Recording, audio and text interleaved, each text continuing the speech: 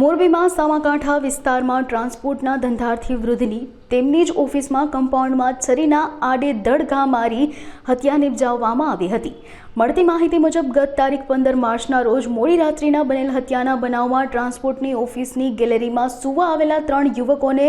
સૂવાની ના પાડતા એકદમ ઉશ્કેરાયેલ 3 પૈકી 2 વ્યક્તિએ વૃદ્ધને પકડી રાખી, જ્યારે અન્ય એક ઇસમ દ્વારા છરીના આડેધડ ઘા ઝીકી વૃદ્ધની હત્યા નિપજાવી હતી। હાલ મૃતકના દીકરા દ્વારા હત્યારા 3 આરોપીઓ વિરુદ્ધ ફરિયાદ નોંધાવી છે, જેમાં પોલીસે 3 આરોપીઓની ધરપકડ કરી અને 3 આરોપીને ઘટના સ્થળે લઈ જઈ સમગ્ર ઘટનાનું રિકન્સ્ટ્રક્શન કરવામાં આવ્યું હતું, તેમજ આગળની કાર્યવાહી હાથ ધરવામાં આવી છે। મોરબી જિલ્લાના સિટી બી ડિવિઝન પોલીસ સ્ટેશનના રાજપર ચોકડી નામની જગ્યા છે।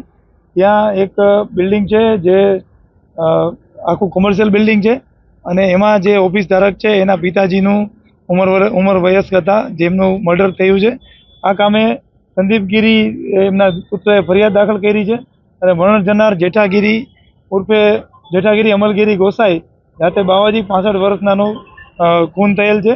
જેમાં મુસ્તાક ઉર્ફે કાળો ઓસમાણભાઈ લધાણી, ઝાકીર ઉર્ફે બાબુ ગોલી બચુભાઈ સામેજા, ઇકબાલ હૈદરભાઈ જેડા જે છેલ્લા બંને છે એ મોરબીના છે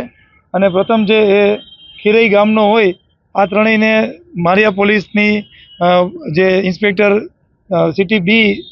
પીઆઈ વસાવા અને એની ટીમે તાત્કાલિક ગણતરીના કલાકોમાં ધરપકડ કરી લીધી છે અને આરોપીઓ પાસેથી ગુનાને લગતી તમામ વિગત મેળવી છે। મર્ડરનું કારણ એ હતું કે આ ત્રણેય આરોપીઓ છે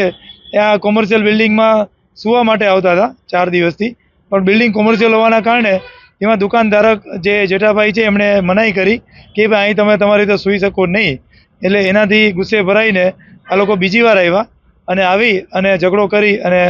મરણ જનારનું મર્ડર કર્યું। આજરોજ એ ત્રણેય આરોપીઓ છે એમને પોતાની મેળેથી આ ઘટના કઈ રીતે બની હતી તે દર્શાવવાની સંમતિ દર્શાવતા અત્યારે હાલ એનું રિકન્સ્ટ્રક્શન કરવામાં આવ્યું।